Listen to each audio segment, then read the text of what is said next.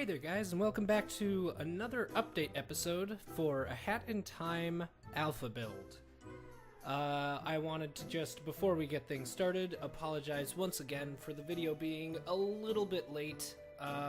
As of the time of this recording, it is Saturday, March 1st, and the patch was actually released on February 27th, so that was 2 days ago. School's been getting pretty busy recently. Got a recital coming up soon and stuff like that. I'm a music major. So, yeah, I've been fairly busy, but I'm still gonna try and keep up with these updates as best I can. So, let's start things off here. First major thing that they've updated would be that they've included a music volume slider going all the way from 100 down to 0.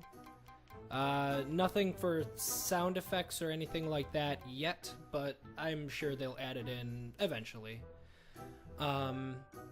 There's also an option to turn voice acting on or off. I actually am not sure whether or not that was in there already, but that is something I want to kind of talk about a bit in this update episode, because I never really showed off the voice acting, and that on the community feedback tracker, that has been somewhat of a point of contention, or a point of disagreement, I guess, really, but with the people who are playing the alpha. There are some people who say that the voice acting is quite bad, and there are others who think it's kind of endearing and fun and fits the characters. I find myself somewhere in the middle. I'm not of the strongest opinion in either direction, but anyway, that's off topic. I will get into that later on. Let's see. Additionally, we have it so that the inverted y-axis no longer affects the first-person camera, so by default, the first-person camera is just regular. Up is up, right is right, down is down, left is left. Which I would definitely like to have, in that case, a separate inversion thing for the first-person camera, but again, something they'll probably add in later. Let's see. Oh, of course, also, when you're within menus and stuff, now the B button will take you back to the previous menu. It didn't do that before, although apparently, this whole time, the X button has been able to do that, which you can't see, but I just used the X button instead. I was not aware of that, so really the B button thing was a non-issue, because you could have just used X, but it's not really communicated in the menus at all. Like, there's no, like, press B or something, like there a B symbol here, which would be kind of helpful, like, to be like, oh, press B to return, or something like that, or X to return, because I had no idea that you could hit X until they were already like, sure, we've added it in, but you could have used X the whole time. Well, people didn't really know that. But anyway, it's good that they've added the functionality of B in there. Let's see. So I think, so first person mode, that's something I haven't really shown off at all. On controllers you can hit Y. I can't honestly remember what you need to use on mouse and keyboard. It's been so long since I played with it. So yeah, this is first person mode. I really haven't found I haven't found it horribly useful, but also, oh, that's fun. You can crouch if you press the right trigger while you're in first person. That's a fun little thing. So let's see. While I cover a couple of the other things, I'm going to try and go around and collect a couple badges, which all have disappeared. That's kind of weird. I had a bunch of badges before, but and specifically there was the wolf mask and everything like that, and those have all disappeared. So I don't know. That's interesting. I don't know why it disappeared. But, oh well, it shouldn't take too long to collect a couple of badges, because one of the fixes requires... Oh, disappearing Mafia Man. One of the updates requires me to have multiple badges to show to you. So, let's see. What are some other things to talk about? Let's go down the list here. They fixed a soft lock glitch where as a timepiece became available, you could soft lock the game if you were like collecting something at the same time. I never experienced that, but I mean, general bug fixes are always good. So that's definitely a good thing. And even, like, I definitely like the fact that they're being like, okay, fixed a bug where this happened.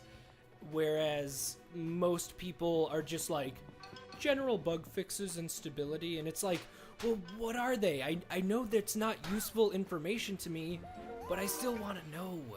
Like, I don't know if anybody else who has, like, an iPhone has ever experienced that when you're in the App Store, and it's just like, oh yeah, update for this app, and it just says general bug fixes and stability, and it's like, but what were the bug fixes? What were the bugs you were running into? Like, I that is not useful knowledge to me in the slightest bit, but I kind of wish that you would tell me what it is. Okay. Oh, yeah.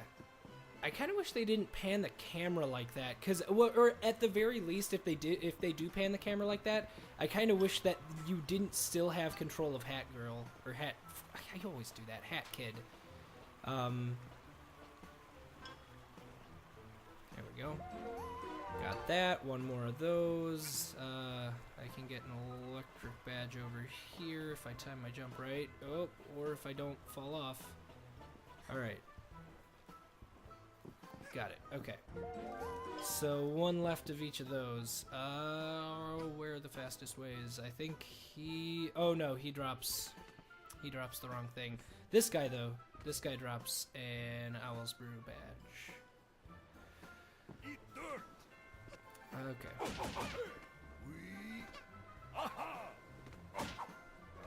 You all figured out.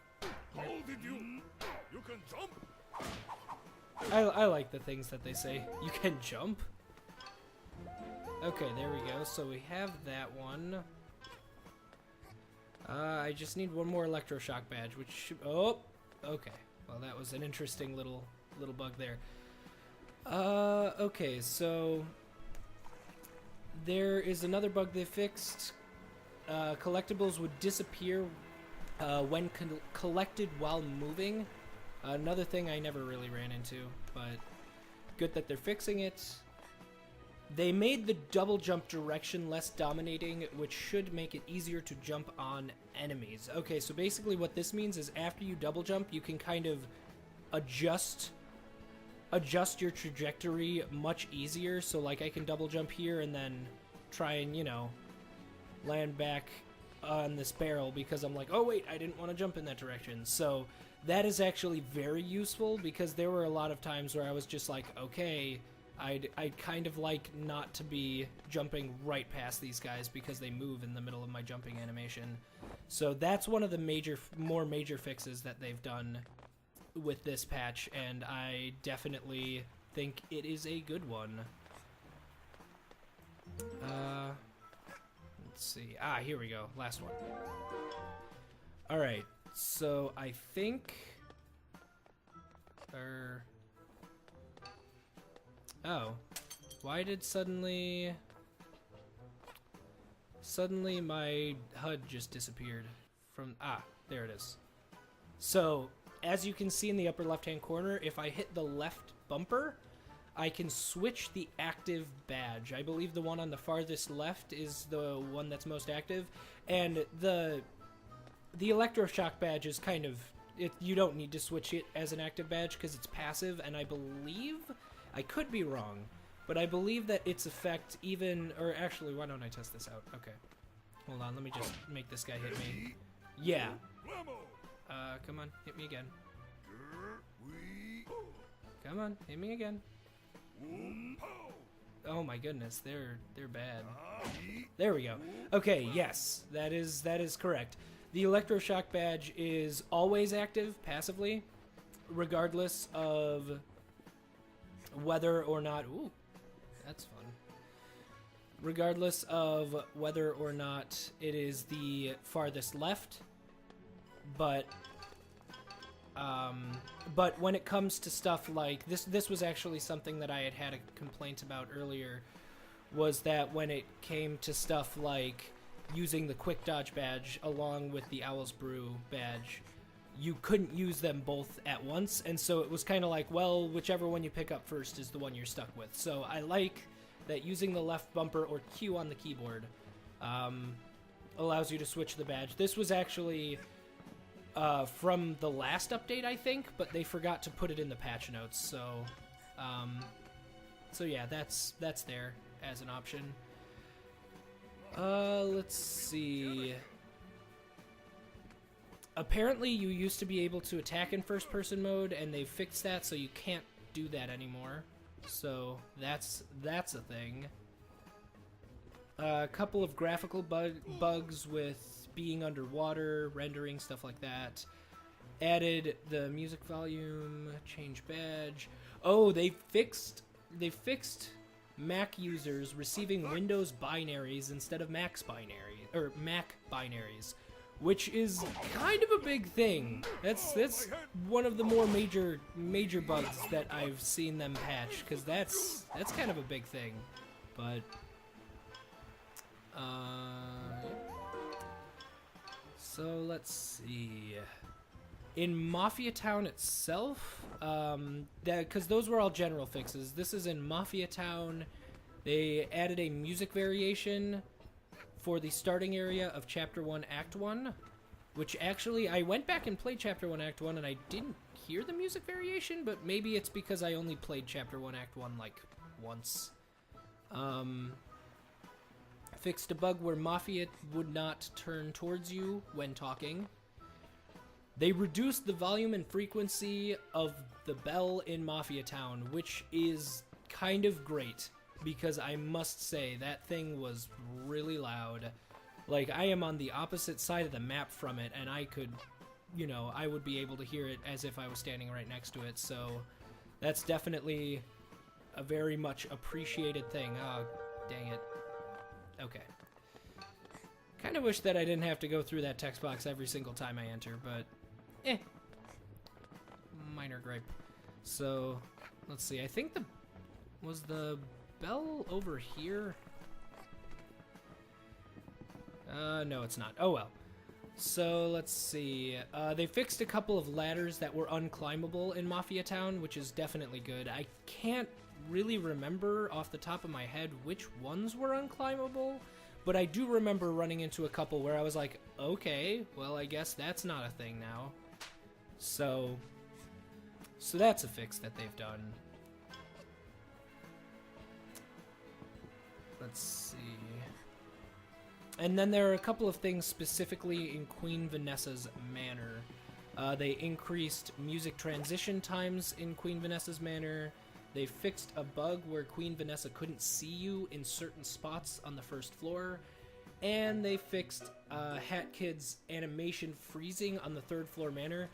I feel like pretty much all of the graphical glitches that they've been fixing are ones that I either didn't notice or never ran into. But it's good that they're fixing them, because if they're saying that they're fixing them, then I'm assuming some people had an issue with them. So that is definitely a good thing. Oh man, I wish they would include the hook shot soon, because there are so many places where it's like, lol, you can't go there. Like this stuff right here, it's just like, oh look, you want to go up there and get all of those collectible orb things? Too bad. And then it's the same thing at where is it? The top of the lighthouse, wherever the heck that is. It's just like, lol, nope. You can't get there unless you go on a rocket. Which is actually pretty fun, but yeah, I'll make an episode about that later. So I guess with that, let's go into the voice acting for a second. Just want to go on like a little bit of a riff on the voice acting. Just kind of state my opinions and show you, for those of you who don't have access to the alpha, show you what all the hubbub is about, because that's one of the most highly rated tickets right now in the community tracker. Is I believe it's specifically called like improved voices for Hat Kid and Mustache Girl or something like that. And there have been, that's one of the most active tickets, I would say, and it's definitely been one with the most differing opinions. Most of the time people are like, yeah, maybe this instead of that or something, but this one is like directly conflicting opinions. So I'm just gonna go into Chapter 1, Act 1 and show you what all the hubbub is about. So this is the kind of tutorial thing. Whoa, frame rate is tanking. Don't know what's up with that. Okay. So let's see. Also, if you stay too close to her, there comes a point where she actually like won't move unless you go do something else or like go move really far away. Well, not really far away. Let's see. Where'd she go? There she is. Ah, there we go. Perfect. That's the spot where she would have frozen up.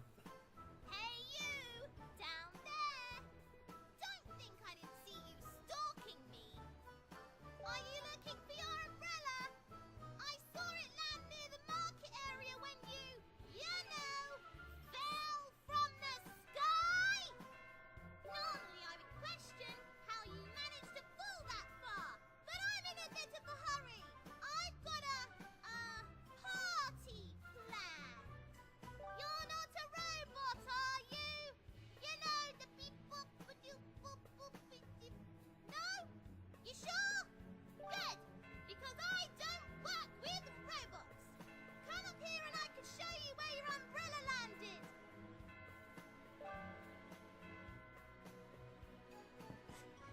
So there you go. That's most of the voice acting so far in the game. There's some stuff later on in the level, but that's probably, I think, the most representative of the issue people are having with the voice acting. I must say, my first impression upon listening to it was like, oh my god, that's really annoying. Since then, whoa, god, frame rate, computer, what are you doing right now? My computer is just dying. It's a good thing I'm ordering a new CPU soon, so hopefully I should be able to render videos faster soon. But anyway, on the subject of Mustache Girl, I guess my big thing was when I saw a girl with a mustache, like with really well-developed facial hair, I was just expecting her to have a low voice for some reason, and then it just really caught me off guard when she was just like, oh look, I've got a ridiculously high-pitched voice. I was like, what is happening right now? It just confused the ever-living crap out of me. And I think that's probably the issue not like most people had, as far as specifically like, oh, I wanted her to have a lower voice. I think the issue most people had was because the screen, like the characters are so... The characters, they've got so much charm and they've got so much character. I guess that's kind of redundant, but because personality, that's the word I'm looking for. Just the look and feel of the characters has so much personality that I feel like most people probably just developed their own voice for the characters in their head before the alpha was even released, most likely. Also, this is an achievement you can get because you can sequence break. She's supposed to show you where your umbrella is, but you can just pick it up.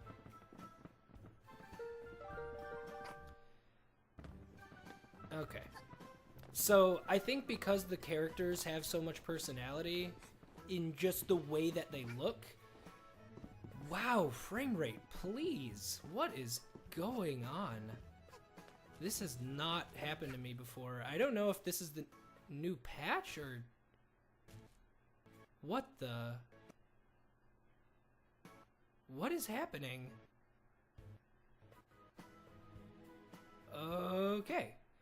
I think we're going to return to the main menu for the remainder of this episode. I don't know if this is the game or if this is my computer. It could be either one. Regardless, oh my god, even the frame rate out here is ridiculously bad. Okay, well, hopefully this doesn't affect the recording too much, and thankfully I got most of the stuff out that I needed to. But anyway, voice acting. I think at this point, probably the best option, or the best solution they could have come up with was to allow you to toggle voice acting on and off. Because if they're already paid, like, I don't know if these people are paid voice actors or just their friends that they're getting to do the voice acting. I don't know. It's a Kickstarted project, so I'm not sure exactly what's happening with that. But I can definitely understand them not wanting to get new voice actors and pay more people to record voice acting. So I think this is probably the best compromise we're going to get. But yeah, I think most of the contention's probably just coming from the fact that some people just had a radically different idea for what Mustache Girl was going to sound like. Because that's what it was for me when I first played the alpha. I was like, that is not what I was expecting her to sound like at all. And it just really threw me off. So that's kind of where I stand on it, is like, I definitely see the merits of the people who want her voice acting to be changed, but I also I also completely understand if the developers are like, sorry, we've already hired people, they're already doing work, we've already done a bunch of work with their lines, like, no. So I see both perspectives, and there are some people who say that they think the voice is charming and it fits her character. I think that's really just a personal opinion thing, and I think there's not really a right answer in it, so anyway, I think that about covers the second patch. Sorry, I know this episode went a little long too. That's pretty much just expect that from my videos at this point, is just they're going to be pretty long videos. So yeah, I think that about does it for this update episode for a Hat in Time alpha build. So thank you everybody so much for watching, and I will see you next time.